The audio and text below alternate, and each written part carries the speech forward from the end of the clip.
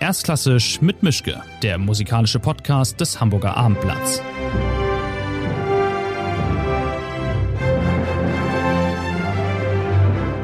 Schönen guten Tag zu einer neuen Folge von Erstklassisch mit Mischke. Wir haben ungefähr 2021. Wir haben, glaube ich, so Februar. Ich bin in meinem Arbeitszimmer in Hamburg. Mein Gegenüber ist relativ weit weg in der Nähe von Boston. Es ist eine Geigerin, aber es ist nicht irgendeine Geigerin, sondern Hilary Hahn. So ungefähr die bekannteste Geigerin ihrer Generation. Und ich bin sehr froh, dass das geklappt hat. Und sie ist eine der wenigen Musikerinnen und Musiker, die in den letzten Monaten oder im letzten Jahr freiwillig nicht gespielt haben. Warum das alles so war und wie das weiterging, darauf kommen wir noch erstmal. Hallo Hilary Hahn, vielen Dank, dass das klappt. Wir versuchen es mal mit deutschen Fragen und englischen Antworten und ansonsten mischen wir halt Deutsch und Englisch, wie es so kommt. Nice having you, nice talking to you. Hallo, freut mich da zu sein. That's First perfect. German I've spoken in a year and a half. Aber das bleibt immer noch da. Okay. Ich habe hier eine gewisse Angewohnheit. Ich fange mal an mit der Überlegung, Sie können eine einfache oder eine schwere erste Frage haben. Let's start big. Schwere. Die schwere Frage. Wie war 2020 für Sie? Wie war das Jahr für Sie? Well, 2020 was 2020. Okay. I wrote a message to my the violin maker who helps me with my violin adjustments the other day. I was like, I haven't had my violin adjusted in like a year and a half since September, before September of 2019. And so I sent him a message and I was like, are you working? How do we do this? I can wear 2 masks. And he's like, yes, I can wear 2 masks too. I was like, do we go to the shop or is it safer at home? We're trying to navigate all this. And he was like, tell me, how does your violin sound? And I said, it sounds like 2020. That bad. He said, okay, I got it. 2020 was a really weird, that's what I think. I like to say it's been weird. It was a weird year. There was a lot that happened. I don't personally, I'm an optimistic person, but I don't like to look for silver linings amidst a tragedy. I just don't like to do that exercise.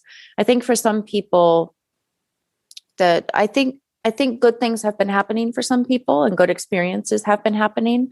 I don't think that negates or overrides the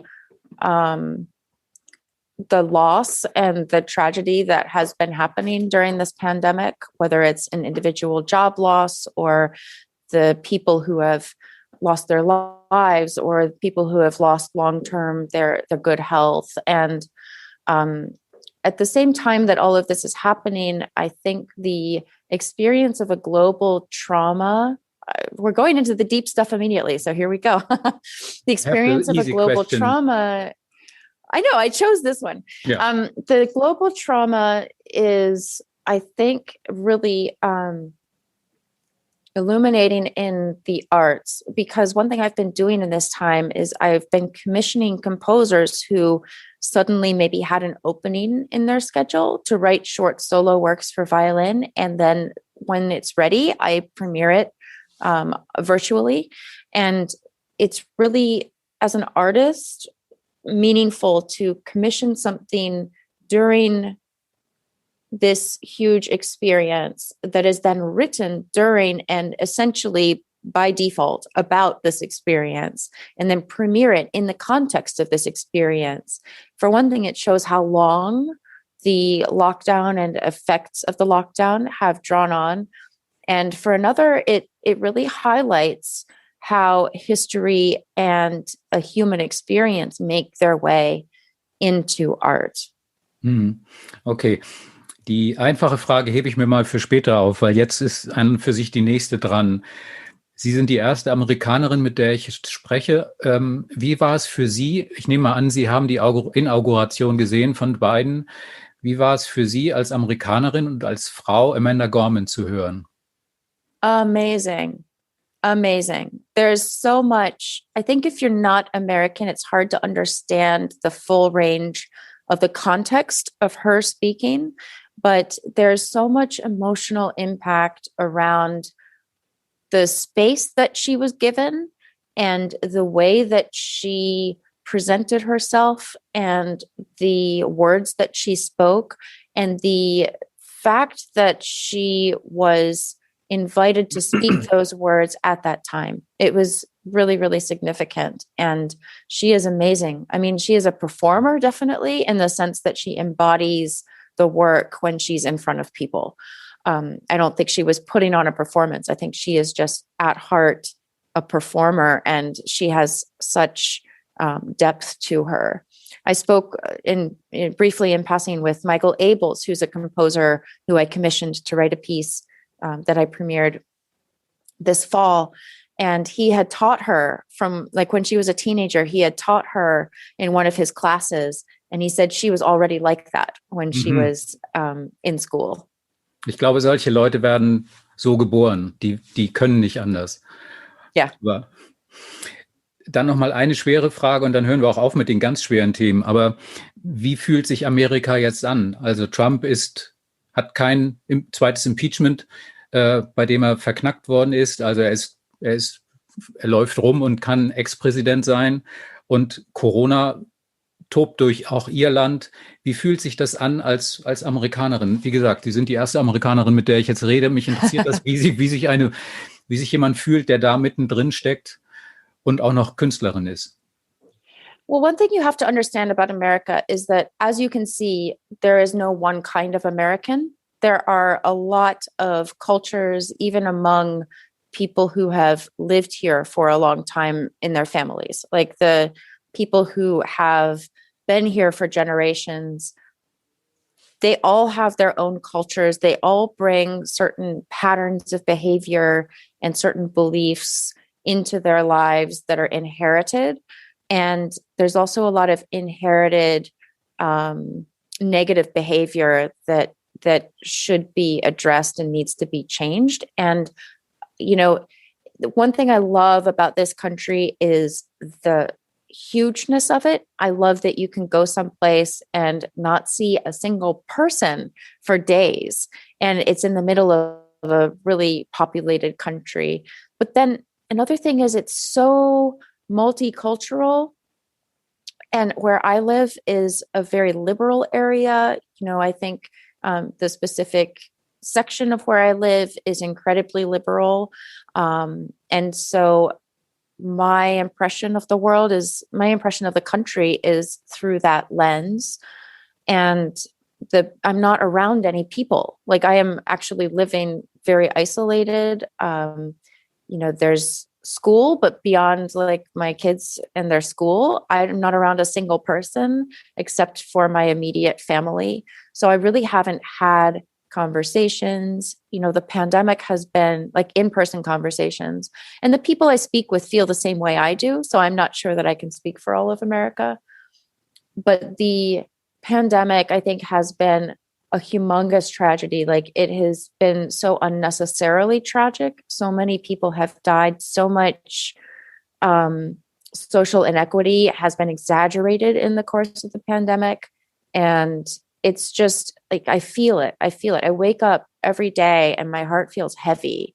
It's hard to like go through the day here without feeling the impact of history, the residue of history, the history that we're living through, the loss of life, the loss of work, there's so much loss, but yet in the middle of it, there's a beautiful snowstorm outside the window, and I'm able to play the violin, and I'm healthy and I'm safe. And, you know, I just really appreciate that dichotomy. I think that kind of awareness, if you have a place to put it, if you can make it part of who you are and try to make things better when you feel sad about something, when something is weighing you down, if you can put it into something beautiful and make things better for other people, I think that is like ultimately a thing that art can do. And it's ultimately a thing that a person can do for another person.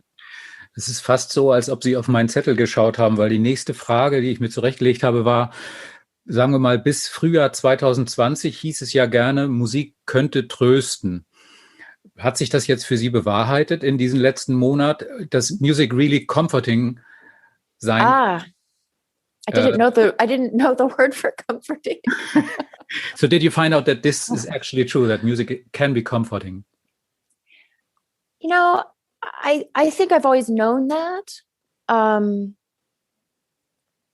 What I learned about music in this time, I have a slightly different perspective on the lockdown because I was in my sabbatical. One of the things I started doing at the beginning of the sabbatical was going, because it was a year. So I'd scheduled a year. So I started going to a lot of concerts. I would go to something at least once a week.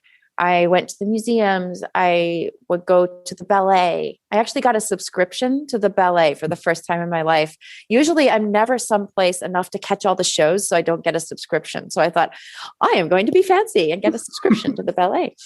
And of course, the subscription didn't pan out because of the lockdown. But you know, when things shut down, I felt the loss as a concert goer. I felt the loss as a consumer and participant in the arts from an audience perspective.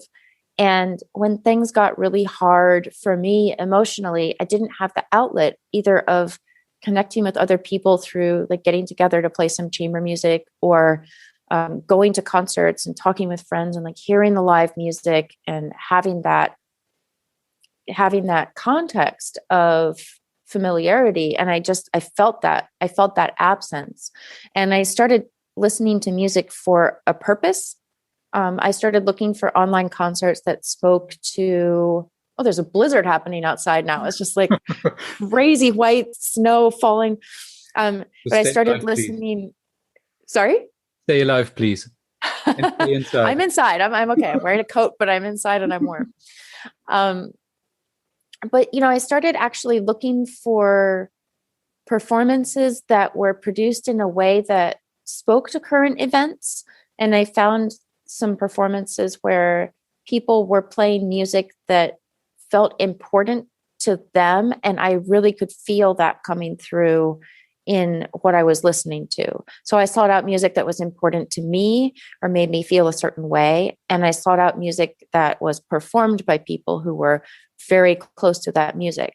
And somehow that became really necessary for me. And I've been building back in my playing as well. I've been doing a few virtual concerts starting in the fall. I did a couple of weeks of performance with orchestra in the States in the fall.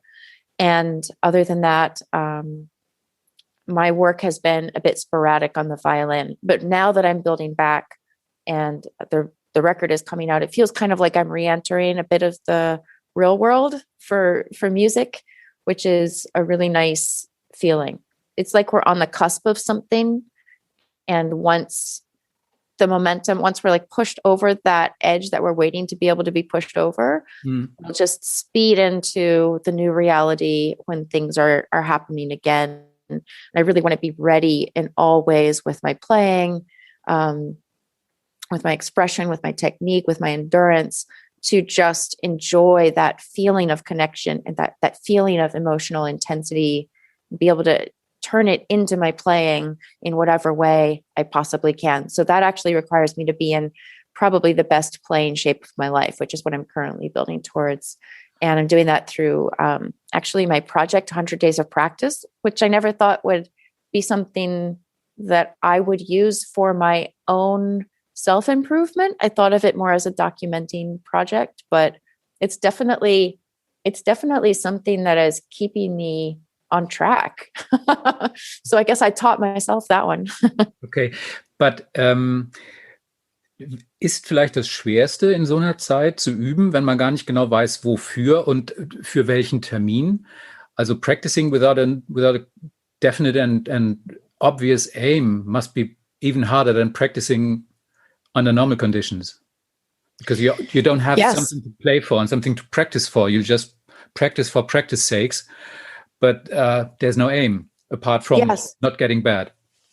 I think what I just described, where I talked about wanting to get into a certain kind of playing shape, I think for me that is now a form of a goal.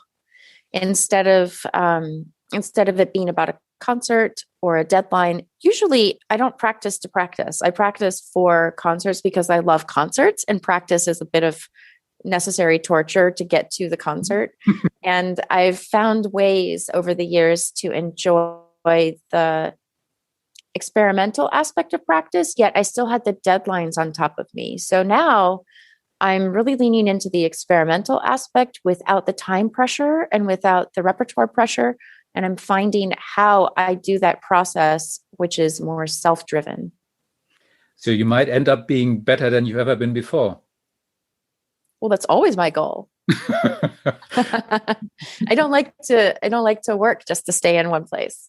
Okay. I do my work so I keep progressing. But if you can actually sort of play anything, where's the fun? Where's the risk? If you can do anything, so why practice? Yeah, I mean, there's maintenance in practice. There's also, like an athlete, you have to be physically in shape. Your muscles have to be healthy. You have to be doing enough playing that when you perform, you don't injure yourself, because performance is a style of playing and an intensity of playing that you can't imitate in a practice room, no matter how hard you try. So you need that freedom in performance and that strength in performance. So those are sort of the boring reasons to practice, I suppose, like the not exciting things to hear about when you're talking about it in an interview. But as far as the reasons to practice, aside from those, when I practice, I'm always practicing to have infinite possibility on stage. I'm not practicing to play the piece that I'm playing. I'm practicing to be able to play the piece I'm playing faster than I've ever played it if I feel like doing that on stage. I'm practicing it to be able to play it really quietly, to hold notes unexpectedly. I'm getting ready for all the possibilities and getting comfortable with all of the possibilities so that the stage can be the most vibrant experience that I have with that piece. Mm-hmm. And in doing that, I have gotten into the habit of just experimenting and trying different interpretations when I'm practicing, which add different challenges. And I think that's how I'm sort of holistically increasing my ability across the board. Ich bin mir sehr sicher, dass Sie genau wissen, wenn Sie einen wirklich guten Abend hatten, wenn Sie ein wirklich tolles Konzert gespielt haben und dass Sie dann auch spüren, wenn das Konzert, sagen wir mal, 50%, 60% vielleicht nur okay war. Wie fühlt es sich dann für Sie an, wenn da von vorne trotzdem Applaus kommt? I actually have no idea. Nein. I have no idea if I liked my performance or not. I just have no idea because I've been surprised enough times. I've had concerts where I thought it was all just rocking and rolling. And then I listen to the concert recording and I don't hear any of it.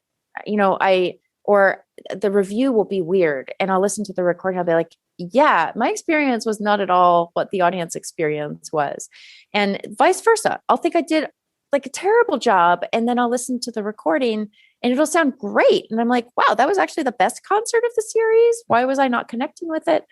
And I think, that could indicate that I have a sense of how it went, but actually I've concluded that I don't know and that there's no point in analyzing it as I go. I'm just trying to get to a point where in every performance, I can be comfortably where it wants to be.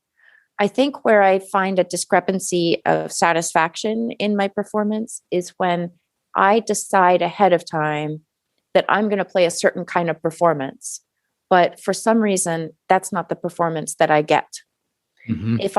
If I stick to trying to make it the performance it isn't, then I'm going to be really frustrated. I'm not going to be in the moment. I'm not going to enjoy what's actually happening and what's available to really dig into that's really special about that day. So I think a while back, I just kind of decided that, you know what, I am going to treat performances as indulgences of the moment. Whatever the performance wants to be, I get to be part of that. And I'm going to see what I can enjoy of that. Sometimes I get on stage and I have very slow energy, but I'm really revved up inside. If I just indulge the slow energy, I take my time, then the energy that's kind of gathering inside has a chance to breathe and come forward later in the piece. And I've learned that that is the best version of a performance I can do. Mhm. So I just suspend judgment. I don't, if the audience is excited, they had a great time, I'm happy. If they're not excited, but I know I was in the moment and the concert was what it needed to be. I know at least one person had something happen that was important for them, and that's really all that matters. And so And if my nobody's been excited, purpose, there's always someone. There's okay. always someone. I know from experience, like from meeting the fans and hearing stories from fans that they share with me, there's always someone who's there, like they've saved up their money and it's their birthday present to themselves. And it's a really meaningful day. Like there's always someone like that, or someone whose parent loved a certain piece of music, but they passed away. And then the son or the daughter is going to the concert in memory of their parent, and it means a lot to them. There's always a person who's having a really important experience in the hall. So even if I don't feel comfortable within myself, I really owe it to whoever is out there who needs a special experience to really sink into whatever that might be, so that they sense the authenticity. Ab welchem Punkt hören Sie auf, einen Dirigenten ernst zu nehmen? When they say, trust me. They really say that? Oh, yeah. Okay, and then you don't trust them anymore. They say that because they have to say it because it's not working. The second someone says, trust me, I'll be right with you, or just tell me what you want and I'll do it. If you say trust me, that means I can't trust you. And I don't say that because I'm a suspicious person. I say it because no one I've worked with who really has the innate collaborative sense has ever said that. Mm-hmm. My daughter is calling me. Oh. She doesn't know I'm in an interview. Okay. All right, hang on a second. I will talk to her afterwards. I will call her back. But yeah, no one I've ever worked with who really was connected to what needed to happen in the collaboration has had to say, trust me. So that's the thing where I can't, where I know I have to watch out. Like, okay, I have to be a little bit more aware at this point. Aber es gibt ja auch die Situation, wenn Sie zu einem Orchester kommen, das Sie vielleicht noch nicht kennen oder wo Sie lange nicht waren, und dann ist so eine sonderbare Atmosphäre im Raum. Man muss sich ja, also wenn Sie durch die Tür kommen, dann weiß das Orchester schon, klappt das oder wird es ganz fürchterlich. Das dauert ja keine halbe Stunde, bis man weiß, das läuft, sondern das dauert vielleicht eine halbe Sekunde und dann weiß jeder alles bestens oder um Himmels Willen.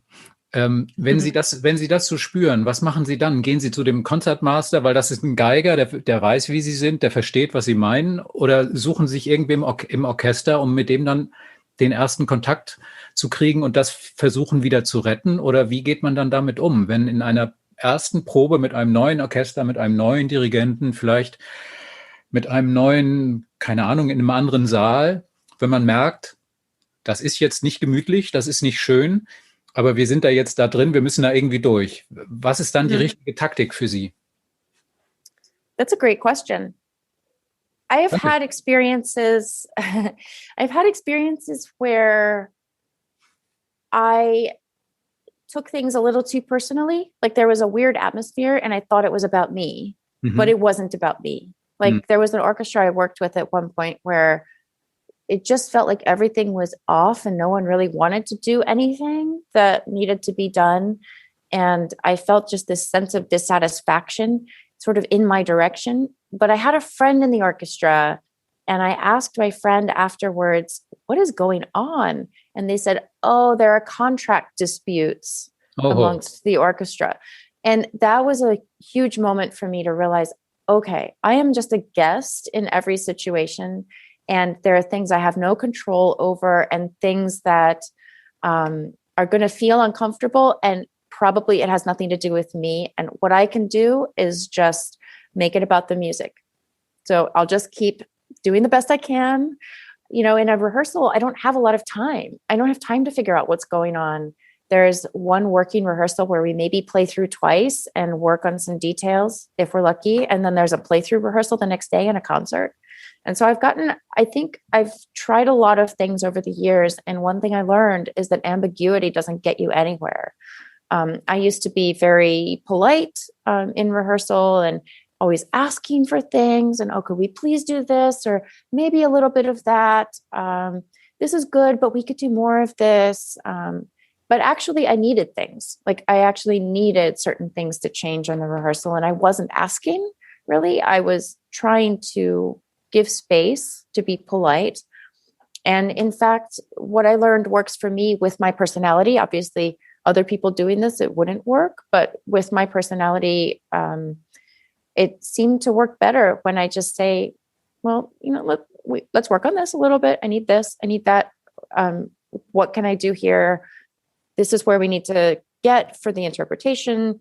How can we get there together? And if there's a situation where I can be clear about something that is necessary for me because I am an individual player, but I need to coordinate with other people and they need to coordinate with me. And the audience is expecting me to put together a cohesive interpretation, but I can't put the whole interpretation together myself.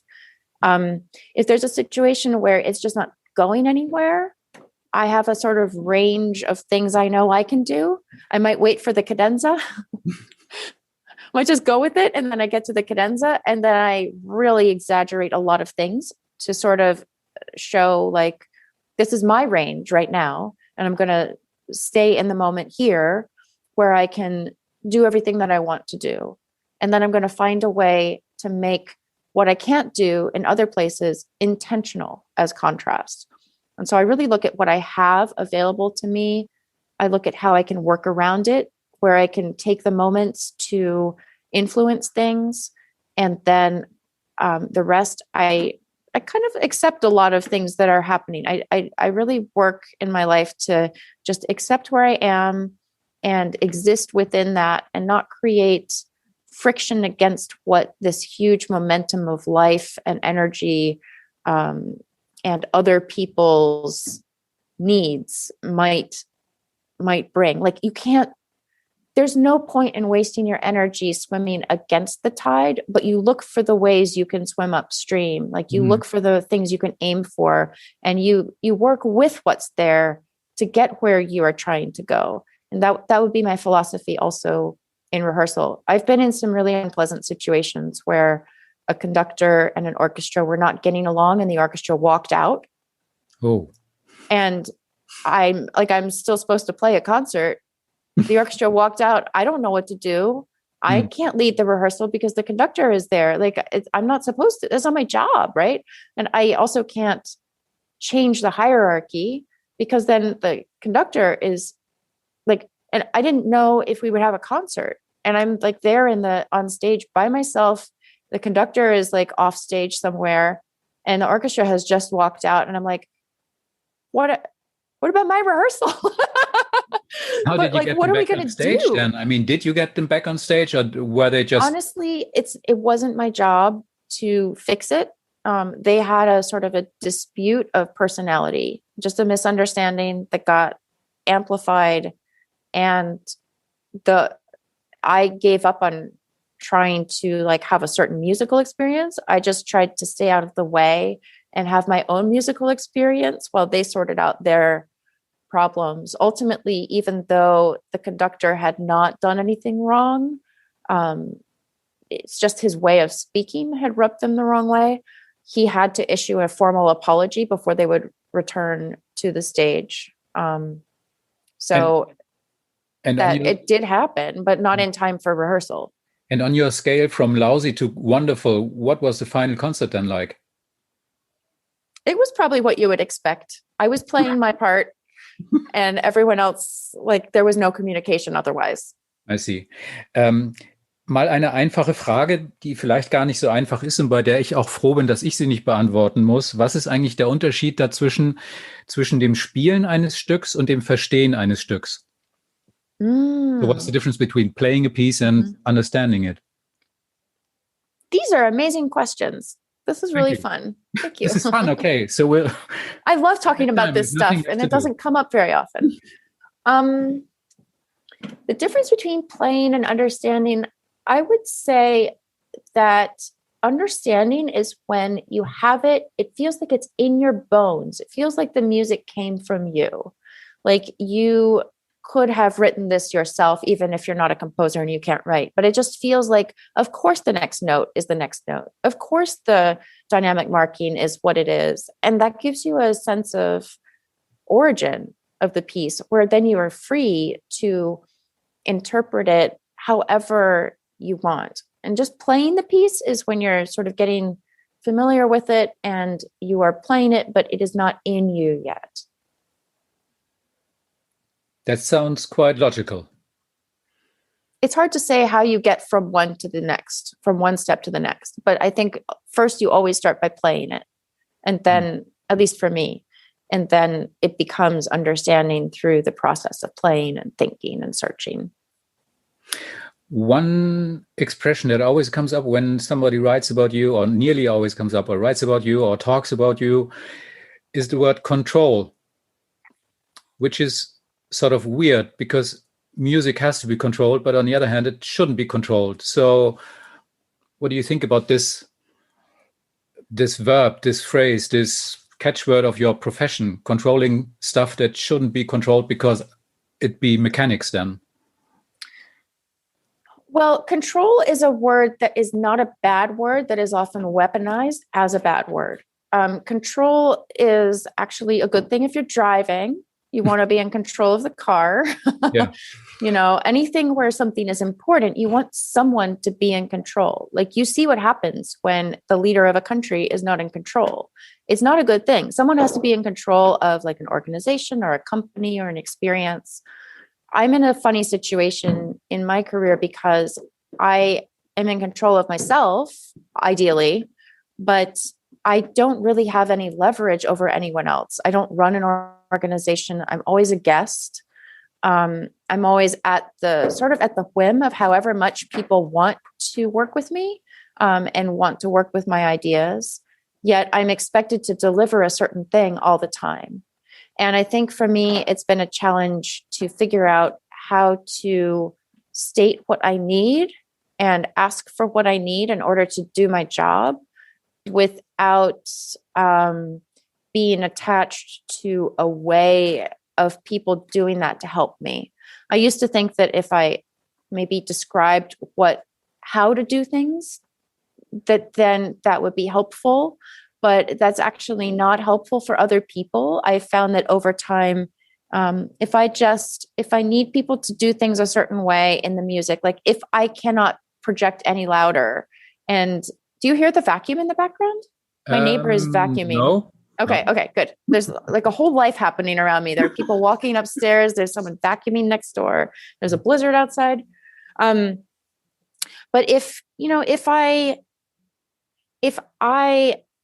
have a circumstance that I need something to change in order for me to have that circumstance, like if I am trying to play a certain volume and I can't be heard, and I have no more room, I should be able to say, I need more space. And then there should be now they're doing construction. And there should be some acknowledgement of that and response to that. But if there isn't, there's really nothing I can do about it. And so I think for me, control, understanding my role in controlling my own actions has been really significant in knowing how to adapt when I have no control over anything else. There's so much I don't have control over as a soloist. Like I don't try to have control. Like I don't even know if a plane is going to take off and arrive on time. Like I don't know if the hotel room I'm going to be in is like going to have a coffee maker or not. Like it's just like all this stuff you can call and organize so much stuff in advance, but life does what life does. And actually in life, I'm not really a controlling person. So I'm not quite sure where control has come about in reference to me, but I do hold myself to a very high standard. And I think that that's important. Hm. Lautstärke ist ein schönes Stichwort. Ich hatte vor ein paar Tagen erst mit dem Bratscher Can you hear Nils. that? Ich höre was, ja, aber mir macht's nichts. Ist okay. Okay. I think they're building furniture upstairs. I came here to this room because it's my quietest space in my life. And upstairs is it's a furniture showcase. They never make furniture, but they're doing it. So just for the record, if anyone hears something, Die sind unschuldig. it's my life. Ja, ich habe vor ein paar Tagen mit dem Bratscher Nils Mönkemeyer gesprochen und der hat mit Geige angefangen und hat gesagt, Geige war so laut, dass er irgendwann mal sich was ins Ohr getan hat, weil ihm das so laut war am linken Ohr, er konnte das nicht mehr ertragen. Und jetzt mit der Bratsche ist er viel froher und das geht auch alles. Aber wie ist das eigentlich? Ich war in einem früheren Leben, habe ich mal Klarinette gespielt. Ich habe keine Ahnung, wie das mit einer Geige ist. Aber wenn Sie die ganze Zeit diese Geige so nah am Ohr haben und auch so laut spielen müssen, auch spielen wollen ja oft, geht einem das nicht manchmal selbst auf die Nerven? Denken Sie, um Himmels Willen, ich kann das nicht mehr hören? Das macht mich fertig? Sie ziehen um. Kein Problem. It's messy in the background. Das macht überhaupt nichts. But now it's quiet. So yeah, I think when I'm playing, I actually have had circumstances where the violin is loud in my ear. And I actually use an earplug because it's a very, very minimal earplug. But there was one point when I was having my violin adjusted a lot and something about a frequency just tripped up something in my sensitivity in my ear. And actually my playing improved significantly after I started using a very, very, very minimal earplug. And I listen, I think, more intentionally to the players around me, and I project a little bit better. My tone improved because I had to push through it. But I don't believe that if you have like pain or discomfort or whatever, you have to like make it work for you. You should pay attention to that. But there's nothing about the violin that I can't stand. I love the instrument. I love playing it. I love that it's portable and I can travel places with it. And I'm glad I didn't choose cello because I see the struggles my cellist friends have. And, I love the repertoire that exists for violin. I really love the range of things that I can play. Like right now I'm working on the Hinastera Concerto and Dvorak Concerto and Carmen Fantasy. I mean, those are hugely different from each other. And I'm also commissioning music. And violin is in pretty much every single piece, not every piece, but a lot of cultures around the world music, there's room for violin. So for me, it's a good instrument. Okay, das war schon das nächste Stichwort, das mit dem Repertoire. Ich wollte auch noch mal kurz auf Ihr Album zu sprechen kommen, das Paris heißt, und da ist ein Stück drauf von Rautavaara, die Two Serenades. Das war das letzte, was er geschrieben hat. Ist das besonders traurig dann noch, wenn man weiß,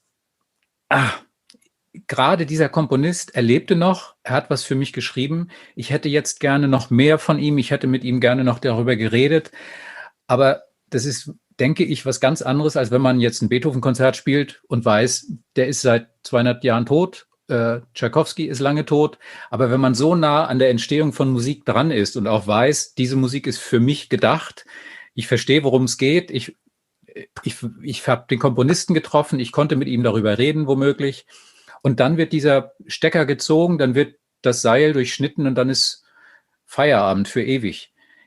Ich könnte mir vorstellen, dass es dann schwierig ist, so ein Stück überhaupt zu spielen, weil es eine ganz andere Nähe zu einem selbst hat als ein Beethoven-Konzert, ein Tschaikowski-Konzert, ein Dvorak-Konzert. Die liegen seit 100 Jahren im Regal rum.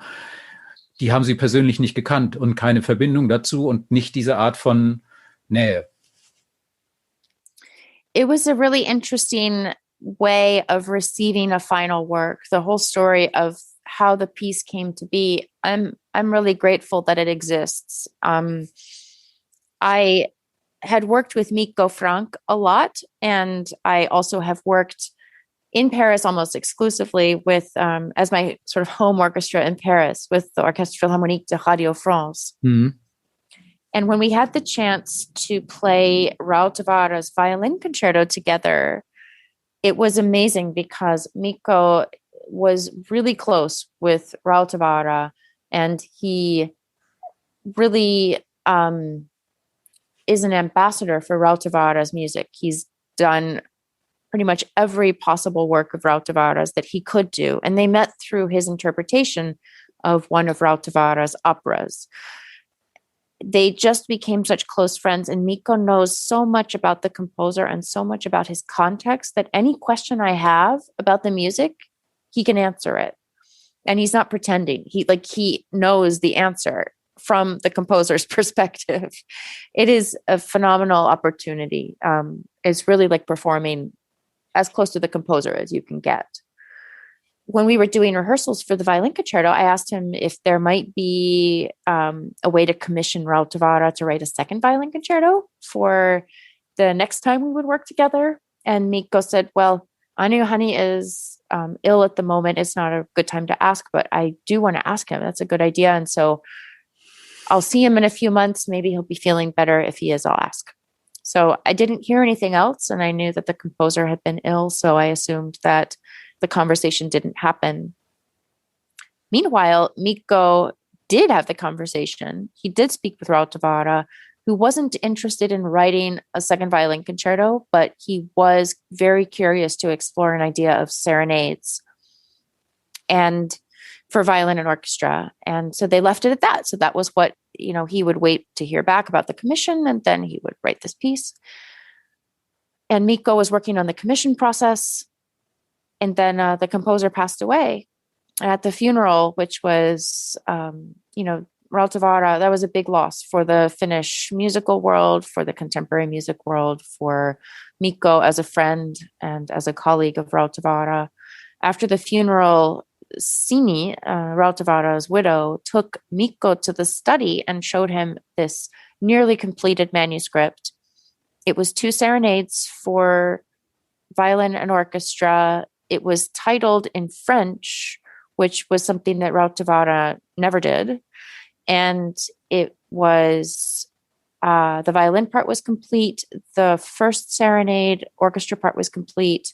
The second serenade orchestra part was almost finished, but at a certain point, the writing stopped. And so the staves are empty. Like halfway through a page, the staves are suddenly empty.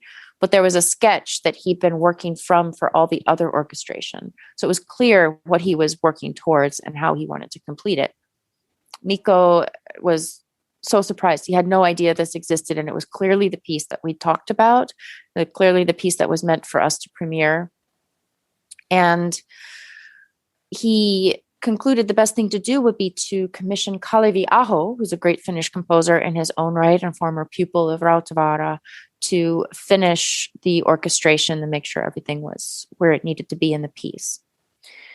So that became part of my artist residency with the orchestra in 2018-19. It was actually a residency with Radio France, but a lot of it I played with the orchestra. We toured, we premiered, we did like community events. I did a solo Bach recital, and I was in Paris a lot that season for that. And in fact, the recording came out of the fact that I had this artist residency. We had the first concerts we did in the residency were in the summer. And after those, I called Mikko and I said, can we make a recording this year? How can we make it happen? Because there was so much magic happening in the collaboration. Everyone was just clicking, but free to be themselves. And there was this sense of greater unity to the interpretations and immense freedom as well. I just really wanted to capture that, because who knows? I was thinking like another year, 2 years down the line, this might have evolved. And sure enough, it would have evolved if we had planned it for 2 years later. So we squeezed it in to the season. And part of that was because we really wanted to make sure the Raul Tavara, being the final work that would be premiered by him, would have a chance to reach a broader audience than whoever was in the hall on the premiere day and whoever would hear the radio broadcast that was planned. When we did the premiere, usually the composer takes a bow at the end, but throughout the performance, Rautavaara's community was there. Kalevi Aho was there. His widow was there. His publisher was there. Mikko was there. We were all playing the music. During the performance, it just felt so significant. It felt like every note we played, there would not be another new note after that note. Like that note would never be new again. And every note we played was fewer new notes that would never be heard, that would never be invented by Rautavaara. There would be nothing left waiting by the end. And when we finished it, I felt the impact of that. Like I felt the weight and the meaningfulness of completing a composer's catalog. Everyone in the hall was so silent throughout the entire performance. It was really a reverential experience. Instead of the composer taking a bow, Mikko raised the score to the heavens to acknowledge him. And we walked off stage. And in that moment, I felt like, wow, like there's never really an experience in music where something finishes for real and we just really finished something. There's no turning back from this moment. But now we started something. Something was born. A piece was born and it's out in the world. And now the complete catalog that was meant to exist in the world does exist. And so it felt like the beginning of a legacy at the same time. Throughout the process, even though Rautavaara wasn't there, Mikko was there, and he could tell exactly what Rautavaara meant with the quote from the aria, and he knew exactly what words were on which notes and where the accent should be, and what the when he did this excerpt that quotes this other thing of Rautavaara's. Rautavaara wanted the orchestra sound to be like this, and the mood should be like that. And Mikko didn't enforce his interpretation, but anytime I had a question, he could explain it. So I really didn't feel isolated or alone in the process. I felt like the composer was speaking through the music and through his ambassador, through Mikko. Mhm.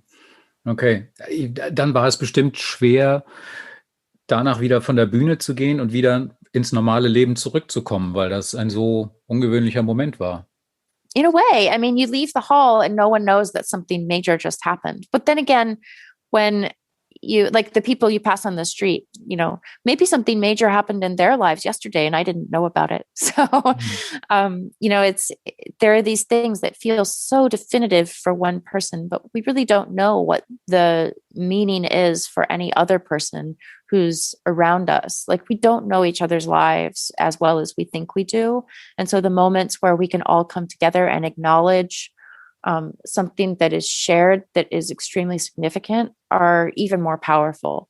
And that's what that was. And after the concert, there was a reception, and everyone who was there who knew him wound up standing in a circle. And it was like another memorial, but it was also, we were really glad and grateful that we had the chance to premiere that piece, and that we really, really did our best with it to represent it the way he would have wanted. Mal eine ganz andere Frage. Ich habe irgendwo gelesen, dass durch das Geigespielen die Finger ihrer linken Hand so verdreht sind, dass ein Fingernagel quasi schon auf der Seite vom Finger ist. Stimmt das? Oder haben Sie Who told you that? Stand irgendwo, ich weiß es nicht mehr. Ich habe mich vorbereitet. No, I don't think so. I don't think it's that bad. No, I just have one finger that's a little bit bent, just a tiny bit bent. But my nails are still all in the right place. Okay. And I have, my thumbs are different because different necessities of, if you grow up playing the violin, there's pressure on one thumb and not pressure on another, the right hand that holds the bow. But I think that was like a congenital thing. I think I just was born to have a shorter right thumb, and I'm glad that my shorter thumb is on the right hand and not on the left, because I don't need a long thumb to play the bow, and I don't need a short thumb to get around the instrument. So it's just a tiny difference.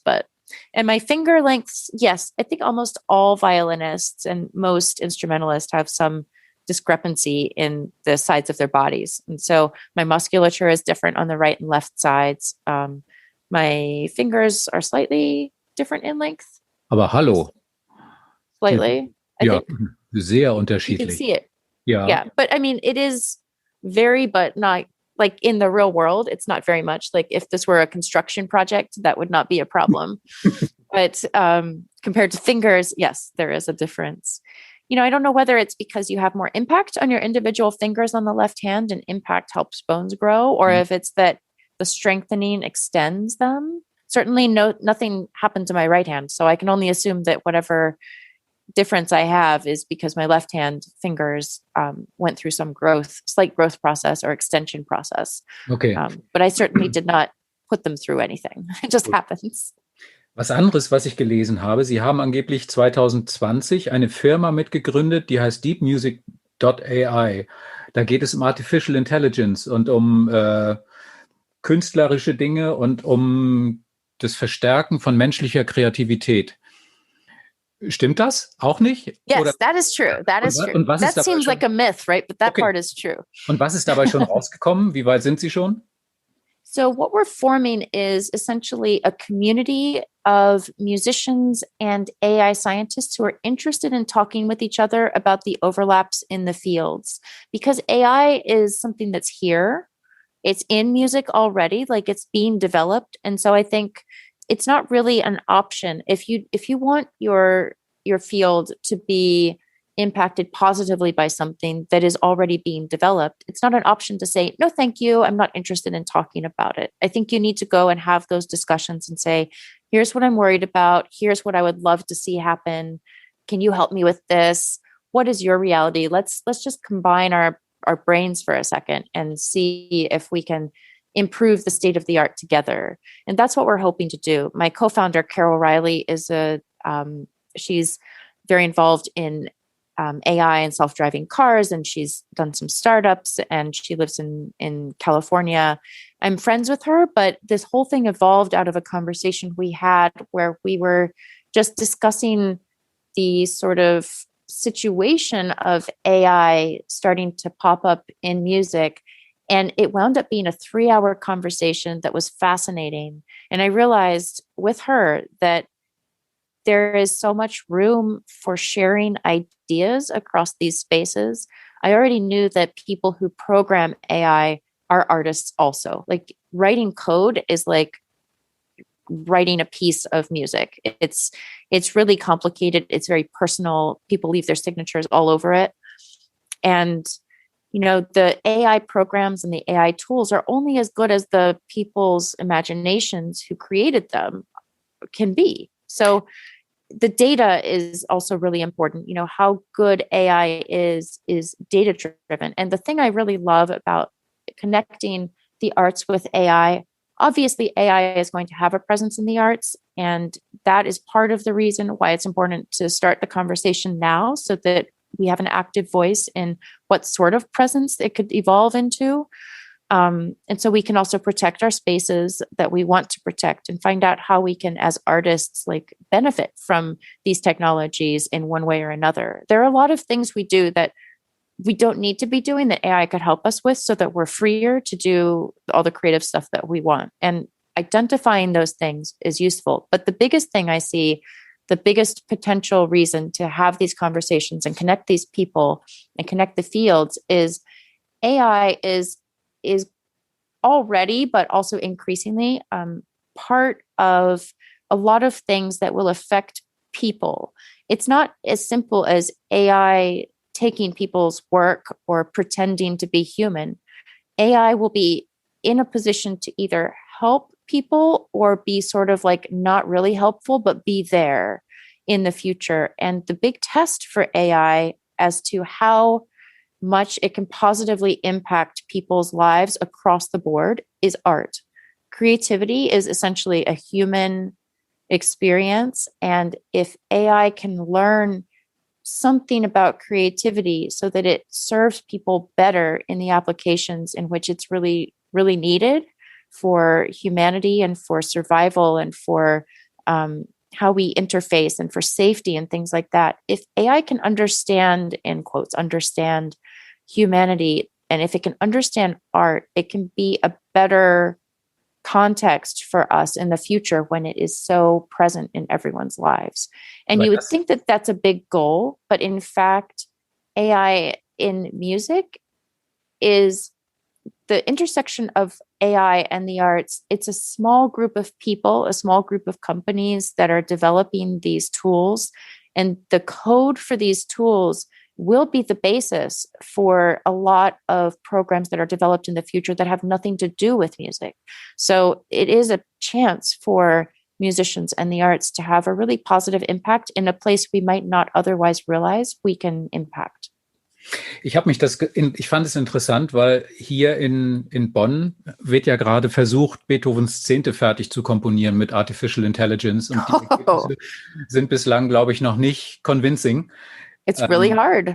Ja, und ich habe mir auch gedacht, also ich kam aufs Schachspiel, weil die Schachspieler haben irgendwann doch mal angefangen zu glauben, das ist doch eine gute Idee, wenn wir dem Computer jetzt mal Schachspielen beibringen. Und inzwischen werden Schachgroßmeister von Computern gegen die Wand gespielt. Und sie haben also keine Angst, dass irgendeine Artificial Intelligence irgendwann mal ein Beethoven-Konzert besser spielt als sie.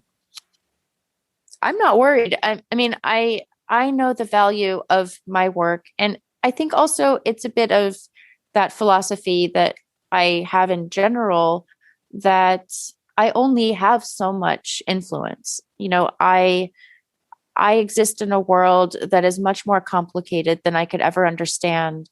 And there may be small areas in which I can make a difference and I can, make a connection with people. And maybe there's a way that I can enhance lives in some way. But I don't feel like I'm here to keep things away. I feel like my purpose as an artist is to connect people and offer like an invitation for people to see each other's humanity. And in a way, through AI, AI is going to be here. It has a chance to do its own thing. There is a way to coexist with different types of artists. And when you look at other artists, like I play differently from another violinist. There are other women soloists who look pretty much like me, who play the same music, and we still both have work. Our lives are so much more similar than an AI program could ever be to me. Yet I have my place as an artist. That person has her place as an artist. Someone who was trained by the same teacher, who lived the same life, they have a separate career from me. I don't think we need to look so much at the fear of being replaced as we need to look at the opportunity to develop individual ways of being artists. And if AI can be a different way of being an artist, there's room for multiple versions of artistry. But there's also danger in, intellectual property issues. There is danger in the overlap and job security, but there is always something that we have to adapt to and always something that we have to consider. And it's just important to be as responsible as possible and point these things out as early as possible so that at least the effort has been made. And as things evolve, awareness is there. Okay. Dann habe ich jetzt zum Schluss. That's just my perspective. I do not speak universal truth, but that is just, that is my perspective and why I enjoy this project. It's really challenging me to think about the purpose of art and, individuality in the world. Jetzt tut's mir bald leid, aber wir müssen ein bisschen zum Ende kommen. Und ich habe als letzte Frage ganz einfach noch die Frage von ganz vorne, von ungefähr vor 3 Stunden oder so, glaube ich. Nämlich die 2021 time. Genau. 1 hour is 3. Die einzige einfache Frage, die ich noch wirklich habe und übrig habe, ist, die kommt aus Ihren Interviews, weil Sie ja gerne mit Künstlern und Freunden Interviews führen und jeder, der Ihnen vor den Block oder vor den Stift kommt, wird gefragt, ob Schokolade eine Droge ist. I have probably 3 different stashes of chocolate in my studio alone. I have a stash of chocolate in the car. I have chocolate in the desk near where I practice in my basement. I don't know if it's a drug, but I definitely have stashes of it, and I definitely have some every day, and I miss it if I don't have it. So Das ist keine I don't know. Droge, Sie können bloß I nicht. love it. I love it. I don't necessarily get withdrawal, but it definitely serves a purpose in my life. Und was, wenn How about you? Ich habe Schokolade mir komplett abgewöhnt. Ich habe andere Probleme, aber nein. Aber und diese Schokolade ist tabu. Wenn eins ihrer Kinder dran geht, dann muss es vor die Tür in den Blizzard. Well, I realized that I do eat a lot of chocolate when one day I was buckling my 2-year-old in the car and she said, "Mama, I smell chocolate." Erwischt. And I was like, "Oh, you got me. You got me." So they know what it is, but they do not get into my stash of chocolate. I tell them that it has coffee in it and that coffee will make their brains too active and they won't be able to rest. And I know that they probably want to be more active and they don't want to rest, but that seems to keep the stash stealing to a minimum. Sie können einfach jedem sagen, ohne Schokolade können Sie nicht Geige spielen. That's true. There are many ways. There are many ways to talk to children, but they definitely know what chocolate is. They like it. They love when like a birthday party has a chocolate cake, or like at school, if someone brings like a tiny taste of chocolate or something, they'll have it. So I think they will grow up appreciating it as much as I do. Okay. Es war ein ganz tolles Gespräch. Es hat sehr viel Spaß gemacht. Wenn wir uns das nächste Mal sehen sollten, ich weiß nicht, wann Ihr nächster Termin ist hier in Hamburg. Ich glaube, Sie hätten im Oktober da sein sollen mit dem DSO und mit Sibelius. Hoffentlich, das wäre wunderschön. Irgendwann wird alles mal nachgeholt werden und dann bin ich dann der Sie aus dem Saal mit einer Tafel Schokolade bewirft und ruft, da ist sie.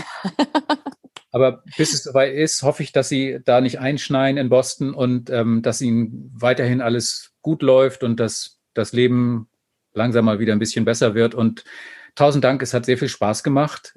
Passen Sie auf sich auf und bis zum nächsten Mal. Ja, danke sehr. Es hat mir auch ganz viel Spaß gemacht. Alles Gute.